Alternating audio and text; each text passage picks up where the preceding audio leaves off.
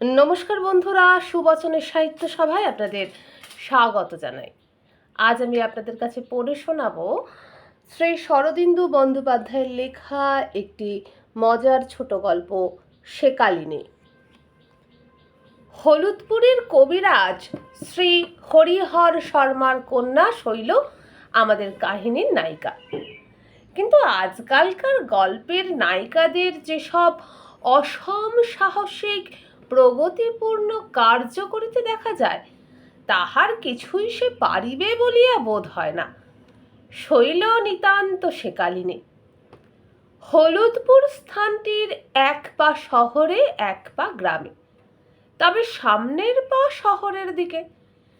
গত কয়েক বছর সে বেশ লম্বা লম্বা পা ফেলিয়া নাগরিক সভ্যতার দিকে অগ্রসর হইয়া চলিয়াছে।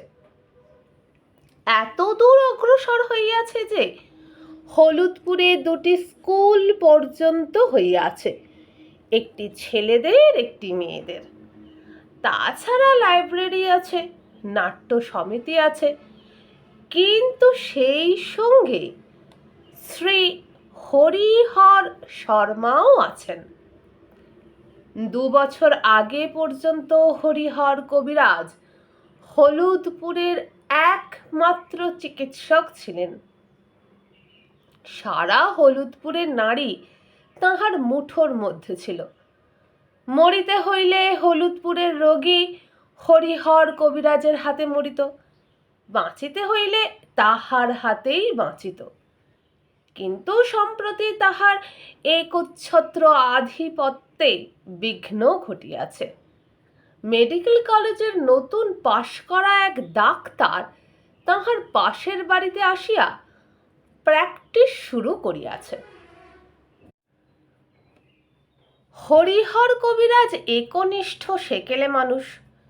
সেকালের সহিত একালের ভেজাল দিয়া একটা বর্ণসংকর জীবন প্রণালী গঠন করিবার পক্ষপাতী তিনি ছিলেন না। হলুদপুরের দ্রুত অগ্রগতি তিনি প্রসন্নতার সহিত গ্রহণ করিতে পারেন নাই। প্রথমটা বাধা দিবার চেষ্টা করিয়াছিলেন, কিন্তু তাহাতে কৃতকার্য না হইয়া শেষে নিজের গৃহেই সেকালত্বের একটি ঘাঁটি নির্মাণ করিয়াছিলেন। কন্যা শৈল স্কুলে পড়িতে যাইতে পায় নাই।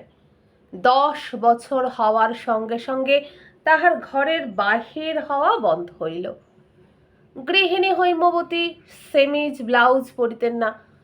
সংসারে সাবানের পাট ছিল না। প্রয়োজন হইলে মেয়েরা খাড় খৈল দিয়া গাত্র মার্জনা করিবে। বেশি কথা কি, বাড়িতে পাথুরে কয়লা ঢুকিতে পাইত না।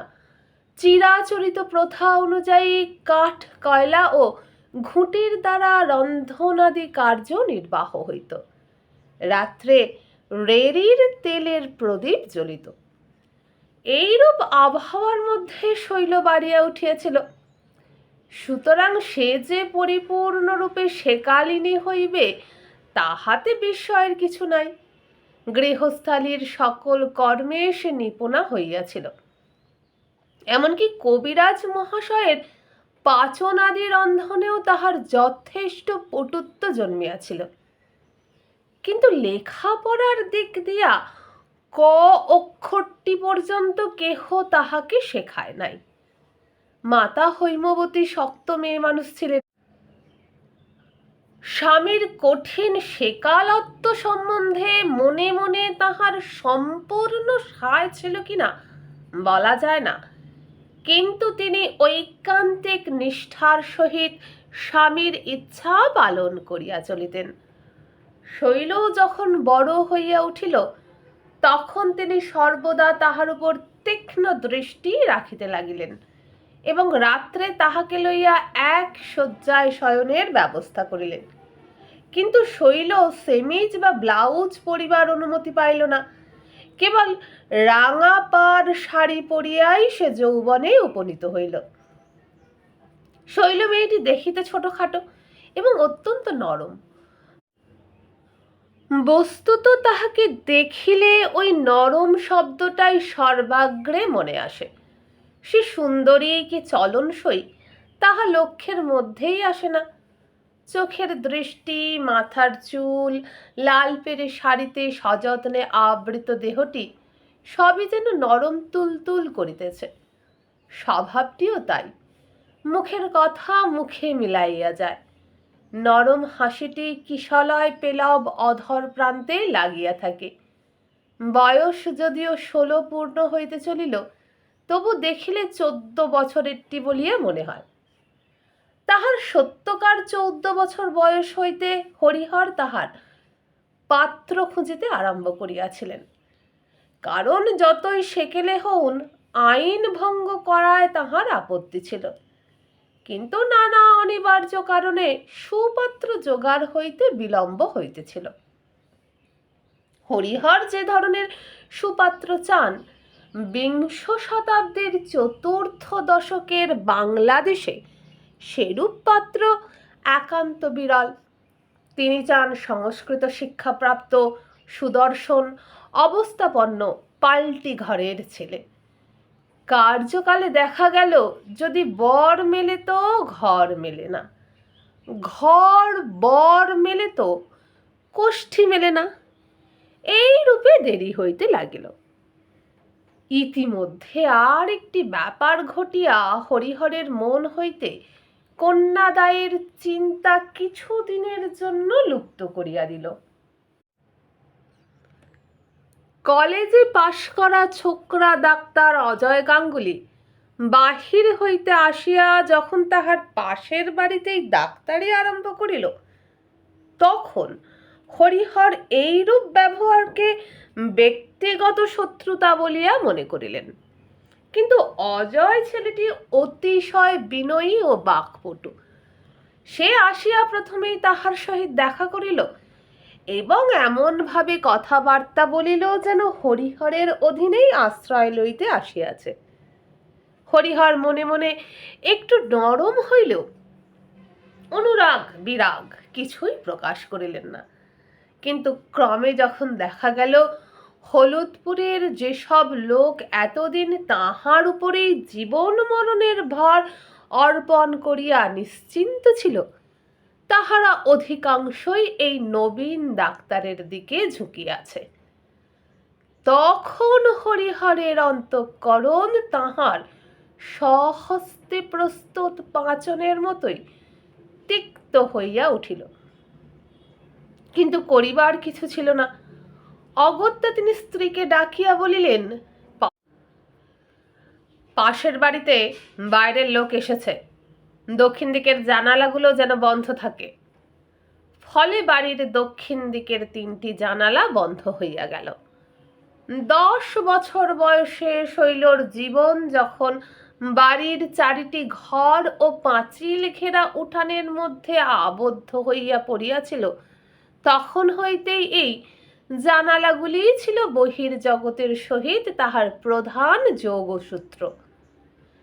জানালা দিয়া দক্ষিণের বাতাস আসে, খোলা মাঠের গন্ধ আসে, পাশের বাড়িটাও দেখা যায়। একটু তেরছাভাবে দৃষ্টি প্রেরণ করিলে পথের লোক চলাচল চোখে পড়ে। নির্জন দ্বিপ্রহরে জানালায় দাঁড়াইয়া শৈল ঘরের সহিত বাহিরের ক্ষণিক সংযোগ স্থাপন করিত। আকাশে লাল নীল রঙের ঘুড়ি উড়িতেছে। পরিষ্কার স্বচ্ছ আকাশে তাহাদের সুতাগুলি পর্যন্ত দেখা যাইতেছে। রাস্তা দিয়া বিচালি বোঝাই গরুর গাড়ি নিশ্চিন্ত মন্থরতায় চলিয়া যাইতেছে। পাশের বাড়ির কার্নিশে একটা পায়রা গুমরিয়া গুমরিয়া কাহার উদ্দেশ্যে অভিমান ব্যক্ত করিতেছে। রাত্রে শয়নের পূর্বে সে শয়ন ঘরের জানালাটিতে গিয়া দাঁড়াইত। অন্ধকার ঘর, বাহির হইতে কিচ্ছু দেখা যায় না। শৈল গায়ের কাপড় একটু আলগা করিয়া জানালার গড়াদে ধরিয়া দাঁড়াইত। বাহিরের অন্ধকার ঝিঝি পোকার ঝংকারে পূর্ণ হইয়া থাকিত। গাছের পাতায় পাতায় জোনাকির পরি হালো জ্বলিত নিবিত। দক্ষিণা বাতাস গায়ে লাগিয়া হঠাৎ গায়ে কাঁটা দিত, কিন্তু জানালাগুলি যখন বন্ধ হইয়া গেল তখন শৈল দীর্ঘ নিঃশ্বাস ফেলিল না। তাহার মুখের হাসিও ম্লান হইল না। রাত্রে শয়নের পূর্বে সে কেবল একবার বন্ধ জানালার সম্মুখে গিয়া দাঁড়াইত। পুরানো জানালার তক্তায় একটা চোখ উঠিয়া গিয়া একটা ফুঁটা হইয়াছিল। সেই ফুঁটায় চোখ দিয়া সে বাহিরে দৃষ্টি প্রেরণ করিত, তারপর বিছানায় গিয়া শয়ন করিত। মা কাজকর্ম শেষ করিয়া আসিয়া দেখিতেন শৈল ঘুমাইয়া পড়িয়াছে। সে যা হোক, হরিহর কবিরাজ প্রতিদ্বন্দ্বী সংঘর্ষের প্রথম ধাক্কাটা সামলাইয়া লইয়া আবার যথারীতি কাজকর্মে মনোনিবেশ করিলেন। তিনি দেখিলেন প্রতিদ্বন্দ্বীর আগমনে তাহার ক্ষতি হইয়াছে বটে, কিন্তু ক্ষতি মারাত্মক নয়। বিশেষত দীর্ঘ একাধিপত্যের সময় তিনি যথেষ্ট সঞ্চয় করিয়াছিলেন, সুতরাং তিনি আবার কন্যার জন্য পাত্রের সন্ধানে মন দিলেন। শৈলর বয়স তখন চতুর্দশী পার হইয়া পূর্ণিমায় পা দিয়াছে। কয়েক মাস খোঁজাখুঁজির পর কাছে পিঠে হালুইপুর গ্রামে একটি পাত্র পাওয়া গেল।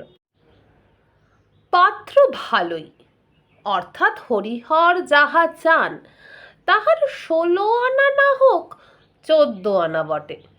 হরিহর বিবাহ স্থির করিয়া ফেলিলেন। মেয়ে দেখা দেখির কোনো কথা উঠিল না, কারণ দুই পক্ষই গোঁড়া। ঠিকুজি কোষ্ঠী যখন মিলিয়াছে তখন অন্য কিছু দেখিবার প্রয়োজন নাই। আশীর্বাদ পর্বটাও বর যখন বিবাহ আসরে আসিবে তখন সমাধা হইবে ঠিক হইল। আষাঢ়ের শেষের দিকে বিবাহ। উদ্যোগ আয়োজন সমস্তই প্রস্তুত। আত্মীয় কুটুম্বেরা এখনো আসিয়া পৌঁছিতে আরম্ভ করেন নাই। এমন সময় বিবাহের ঠিক 7 দিন আগে একটি ব্যাপার ঘটিল। স্নান করিবার সময় শৈলর হাত পিছলাইয়া জল ভরা ঘটি তাহার পায়ের বুড়ো আঙুলের উপর পড়িল। আঙুলটা থেঁতো হইয়া নখ প্রায় উড়িয়া গেল। রক্তারক্তি কাণ্ড। হরিহর অত্যন্ত উদ্বিগ্ন হইলেন। বিবাহের মাত্র সপ্তাহকাল বাকি, এই সময় মেয়েটা এমন কাণ্ড করিয়া বসিল। 7 দিনের মধ্যে ঘা শুকাইবে বলিয়াও মনে হয় না। ক্ষতযুক্তা কন্যাকে তিনি পাত্রস্থ করিবেন কিভাবে? হরিহর বর পক্ষকে দুর্ঘটনার কথা জানাইলেন এবং বিবাহ কিছুদিন পিছাইয়া দিবার প্রস্তাব করিলেন। বর পক্ষ বিরক্ত হইলেন, হয়তো কন্যার সুলক্ষণ সম্বন্ধেও সন্দিহান হইলেন। দুই পক্ষে একটু কথা কাটাকাটি হইল। তারপর বরপক্ষ অপ্রসন্নভাবে জানাইলেন যে 3রা শ্রাবণ একটি বিবাহের দিন আছে, সেই দিনের মধ্যে যদি বিবাহ সম্ভব হয় তবেই তাহারা বিবাহ দিবেন, নচেৎ সম্বন্ধ ভাঙিয়ে যাইবে। যেখানেই হোক শ্রাবণ মাসের মধ্যে পাত্রের বিবাহ দিতে তাহারা বদ্ধপরিকর। হরিহর 3রা তারিখের মধ্যে ঘা সারাইবার জন্য উঠিয়া পড়িয়া লাগিলেন। বুড়ির গোপান প্রভৃতি ডাকাতে ঔষধ প্রয়োগ করিয়াও ঘা সারিল না। পায়ের বুড়ো আঙুলের ঘা সারা সহজ কথা নয়, বিশেষত মেয়েরা খালি পায়ে থাকে, চলিতে ফিরিতে পায়ে হোঁচট লাগে, আরোগ্যোন্মুখ ঘা আবার আওড়াইয়া ওঠে। 3রা শ্রাবণ তো এমন অবস্থা হইল যে শৈলকে শয্যা লইতে হইল। আঙুলের ঘা বারবার অতর্কিত আঘাত পাইয়া বিষাইয়া উঠিয়াছে। বিবাহের সম্বন্ধ ভাঙিয়া গেল। শৈলর ঘা কিন্তু তবু সারে না। মাঝে মাঝে একটু উন্নতি হয়, আবার বাড়িয়ে যায়। সারা শ্রাবণ মাসটাই এইভাবে কাটিল। হরিহর ঔষধ প্রয়োগ করিতে করিতে ক্লান্ত হইয়া পড়িলেন। মেয়ে শুকাইয়া এতটুকু হইয়া গেল। হৈমবতীর মায়ের প্রাণ আকুলি বিকুলি করিতেছে। শেষে আর থাকিতে না পারিয়া তিনি স্বামীকে বলিলেন, ওগো, ঘা তো কিছুতেই সারছে না, শেষে কি মেয়েটা জন্মের মতো খোঁড়া হয়ে যাবে? একবার ওই ডাক্তার ছেলেটিকে খবর দিলে হয় না? হরিহর অনেকক্ষণ মেরুদণ্ড শক্ত করিয়া বসিয়া রহিলেন। তারপর সংক্ষেপে বলিলেন, বেশ, খবর পাঠাও। খবর পাইয়া অজয় ডাক্তার তৎক্ষণাৎ আসিল। হরিহর কোনো কথা না বলিয়া তাহাকে ভিতরে লইয়া গেলেন।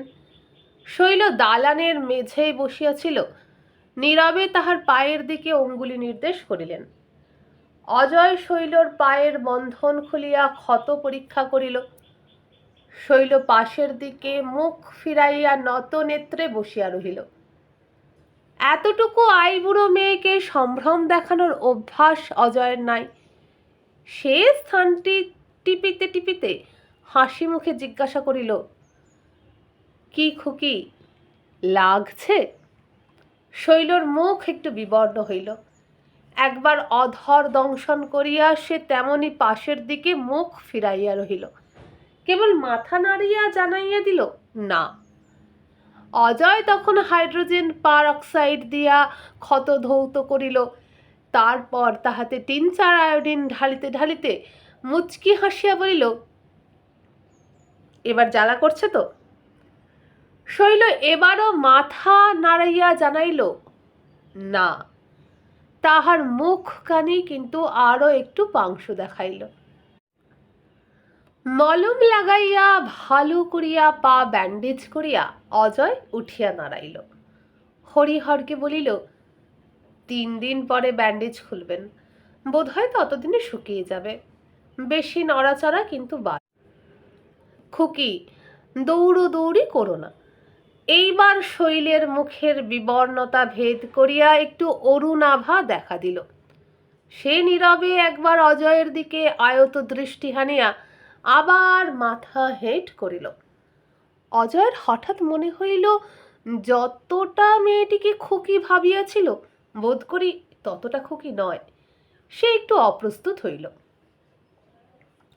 বাহিরের ঘরে ফিরিয়া আসিয়া হরিহর ট্যাঁক হইতে 2টি টাকা বাহির করিয়া অজয়কে দিতে গেলেন। অজয় হাত জোর করিয়া প্রত্যাখ্যান করিল, আমরা দুজনেই ডাক্তার, আপনার কাছে টাকা নিতে পারি না। দ্বার পর্যন্ত গিয়া সে ফিরিয়া আসিল। একটা কথা এতদিন বলবার সাহস হয়নি, যদি অনুমতি দেন তো বলি। হরিহর ঘাড় নাড়িয়ে অনুমতি দিলেন। অজয় বলিল, আমার মা অনেক দিন থেকে অম্বলে ভুগছেন, কিন্তু তিনি বিধবা মানুষ, ডাক্তারি ওষুধ খেতে চান না। তাছাড়া আমার ওষুধে কাজও হচ্ছে না। এখন আপনি যদি একটু ব্যবস্থা করেন। হরিহরের মনের গ্লানি অনেকটা কাটিয়া গেল। তিনি বুঝিলেন অজয় তাহাকে ঋণী রাখিতে চায় না। বলিলেন, বেশ, আজ বিকেলে আমি তোমার বাড়ি যাব। বৈকালে অজয়ের মাকে পরীক্ষা করিয়া হরিহর ঔষধের ব্যবস্থা দিলেন। পাচনগুলি অবলেহ। ঔষধ ব্যবহারের বিধি বুঝাইয়া দিয়া বলিলেন, 1 সপ্তাহ এই চলুক, আশা করি দোষটা কেটে যাবে। 3 দিনের দিন শৈলর ব্যান্ডেজ খুলিয়া দেখা গেল ঘা শুকাইয়া গিয়াছে। ওদিকে হরিহর ডাক্তারের ঔষধ সেবন করিয়া অজয়ের মাও দিব্য চাঙ্গা হইয়া উঠিলেন। এইরূপে 2 পরিবারের মধ্যে প্রথম স্বার্থ সংঘাতের উষ্মা অনেকটা প্রশমিত হইল। হয়তো পরস্পরের প্রতি একটু শ্রদ্ধাও জন্মিল, কিন্তু উহা বেশি দূর অগ্রসর হইতে পারিল না। স্বার্থের ঠোকাঠুকি যেখানে নিত্য নৈমিত্তিক, সেখানে আন্তরিক ঘনিষ্ঠতা হওয়া বড়ই কঠিন। হরিহর ও অজয়ের সম্পর্ক দেতো হাসি ও মিষ্ট কথার পর্যায়ে উঠিয়া আটকাইয়া গেল। এদিকে শ্রাবণ মাস ফুরাইয়া ভাদ্র আরম্ভ হইয়াছে, শৈলর শরীরও সারিয়াছে। মাঝে আর 2-1 মাস বাকি। অঘ্রাণ মাসে মেয়ের বিয়ে দিতেই হইবে। হরিহর আবার সবেগে তত্ত্ব তলাশ আরম্ভ করিলেন। কার্তিক মাসের শেষে একটি পাত্র পাওয়া গেল। হরিহর আর বিলম্ব করিতে চাহেন না, তিনি দিন স্থির করিয়া ফেলিলেন। পাত্রটি এবার অবশ্য তেমন মনোমত হইল না। হরিহর যাহা চান তাহার 8 আনা মাত্র। কিন্তু উপায় কি? মেয়ের 16 বছর বয়স পূর্ণ হইতে চলিল, আর বিলম্ব করা চলে না। আবার বাড়িতে বিবাহের উদ্যোগ আয়োজন আরম্ভ হইল। বিবাহের 7 দিন আগে দুপুরবেলা হরিহরের উঠানে প্রকাণ্ড উনানের উপর একটি প্রকাণ্ড মাটির হাঁড়িতে কোনো একটি রসায়ন তৈয়ার হইতেছিল। এরূপ কবিরাজি ঔষধ নিত্যই বাড়িতে তৈয়ার হয়। শৈল একলা দাঁড়াইয়া হাঁড়িতে কাঠি দিতেছিল। বহু গাছ গাছড়া ও গুড়ের মতো একটি বস্তু একত্র সিদ্ধ হইয়া বেশ একটি গাঢ় স্বর্ণাভ পদার্থে পরিণত হইয়াছে। বড় বড় বুদবুদ উদ্গীর্ণ করিয়া টকবক করিয়া ফুটিতেছে। উঠানে কেহ কোথাও নাই। শৈল একাকিনী দাঁড়াইয়া হাতা নাড়িতেছিল এবং মাঝে মাঝে হাতা তুলিয়া আবার হাড়ির মধ্যে ছাড়িয়া দিয়া দেখিতেছিল কতখানি গাঢ় হইয়াছে। শীতের রৌদ্র তেমন কড়া নয়, কিন্তু আগুনের আঁচে তাহার মুখখানি রাঙা হইয়া উঠিল, আর নরম ঠোঁটে একটুখানি গোপন মিষ্ট হাসি ক্রীড়া করিতেছিল। 1 হাতা ফুটন্ত পদার্থ তুলিয়া শৈল সন্তর্পণে চারিদিকে তাকাইল। কেহ নাই। মায়ের ঘরের দরজা খোলা রইয়াছে বটে, কিন্তু তিনি এখন কাঁথা মুড়ি দিয়া একটু ঘুমাইয়া লইতেছেন। শৈল সুমিষ্ট হাসিতে হাসিতে নিজের বাঁ হাতের কবজির ওপর ফুটন্ত হাতা উপর করিয়া দিল।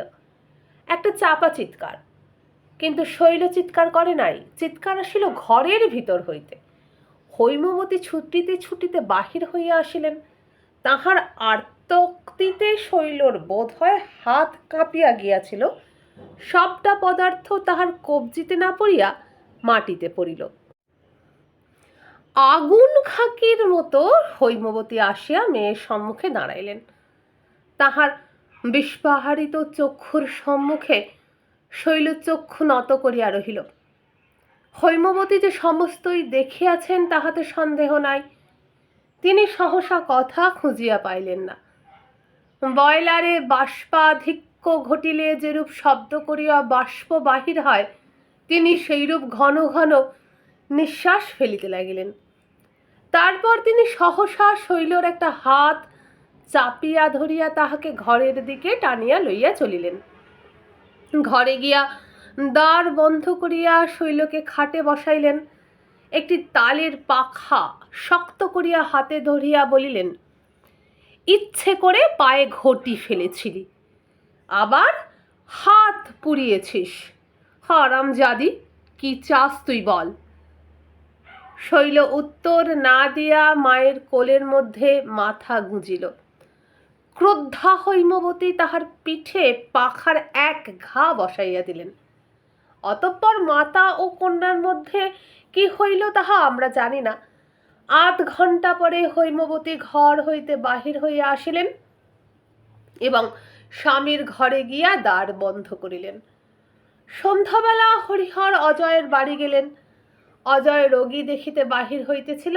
তাহাকে বলিলেন, তুমি একবার শৈলীকে দেখে যেও, সে আবার হাত পুড়িয়ে ফেলেছে। অজয় চলিয়া গেল। তখন হরিহর অনেকক্ষণ ধরিয়া তাহার মাতার সহিত কথা কহিলেন।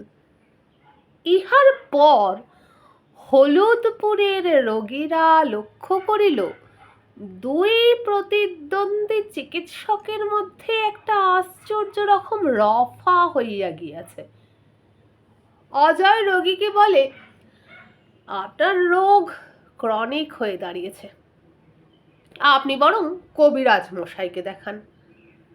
হরিহর নিজের রোগীকে বলেন, তোমার দেখছি চেরা ফাঁড়ার ব্যাপার আছে, তুমি বাপু অজয়ের কাছে যাও। কথাটা এখনো প্রকাশ হয় নাই, কিন্তু অজয়ের সহিত শৈলর বিবাহ স্থির হইয়া গিয়াছে। আগামী মাঘ মাসে বিবাহ। আশা করা যাইতেছে এবার আর কোনো রকম দুর্ঘটনা ঘটিবে না। সেকালিনী মেয়ে শৈলর বিবাহ নির্বিঘ্নেই সম্পন্ন হইবে। বন্ধুরা, এখানেই শেষ হয়ে গেল আজকের গল্প সেকালিনী। যদি ভালো লাগে ভিডিওটায় লাইক করে বেশি বেশি করে শেয়ার করবেন বন্ধুদের সঙ্গে। আর এখনও আমার চ্যানেলটা সাবস্ক্রাইব না করলে আমার চ্যানেলটি সাবস্ক্রাইব করে পাশে থাকা বেল আইকনটি অন করবেন। যদি এই রকমই আরও গল্প শুনতে চান তাহলে নিচের যে বারে আমার চ্যানেলের নাম দেওয়া আছে সেখানে ক্লিক করলেই চ্যানেলের হোম পেজ খুলে যাবে। হোম পেজে গিয়ে পাবেন প্লেলিস্ট অথবা ভিডিও। সেখানে আজ পর্যন্ত আমার সমস্ত আপলোড করা গল্প এক লহমায় আপনি পেয়ে যাবেন আপনার হাতের মুঠোয়। সেগুলি ততক্ষণ শুনুন যতক্ষণ না নতুন গল্প আনছি। আর আজকে বিদায় নিলাম। নমস্কার।